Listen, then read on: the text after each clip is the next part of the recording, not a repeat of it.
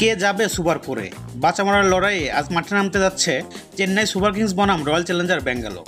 তবে তার আগে কঠিন সমীকরণের মুখে দাঁড়িয়ে আছে রয়্যাল চ্যালেঞ্জার ব্যাঙ্গালোর। নিজেদের সর্বশেষ 5 ম্যাচের মধ্যে সবকটি জিতেছে আরসিবি। বিরাট কোহলিদের এমন টানা জয় জমিয়ে তুলেছে পয়েন্ট টেবিলের লড়াই। সেই সঙ্গে তারা টিকে আছে প্লে অফের দৌড়ে। তাই আজ একমাত্র দল হিসাবে কে যাবে সুপার ফোরে সেটাই দেখার অপেক্ষা। তবে চেন্নাই সুপার কিংসকে শুধু হারালেই সুপার ফোরের টিকিট পাবে না আরসিবি, যদি না সমীকরণ তারা মেলাতে পারে। জয়ের পরেও তারা কঠিন সমীকরণের সামনে গিয়ে দাঁড়াবে। প্রিয় দর্শক, আমরা যদি পয়েন্ট টেবিল দেখি দেখবেন ইতিমধ্যেই 3 দলের প্লে অফ নিশ্চিত হয়ে গেছে। 14 পয়েন্ট নিয়ে চেন্নাই সুপার কিংস আছে 4 নম্বরে, আর অপরদিকে 12 পয়েন্ট নিয়ে 7 নম্বরে আছে আরসিবি। তবে আরসিবির সুযোগ রয়েছে চেন্নাইকে হারিয়ে সমীকরণ মেলাতে পারলেই তারা যাবে সুপার ফোরে।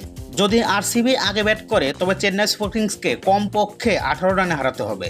অর্থাৎ আরসিবি যত রানই করুক না কেন, চেন্নাই সুপার কিংসকে তার থেকে 18 রান কমে আটকে দিতে হবে।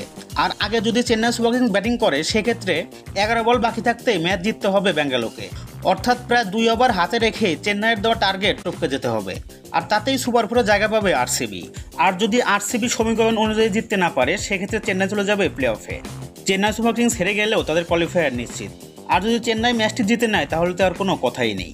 প্রিয় দর্শক, আজকে ম্যাচে আপনি কাকে সাপোর্ট করছেন তা অবশ্যই কমেন্ট করে জানিয়ে দিবেন আমাদের কমেন্ট বক্সে।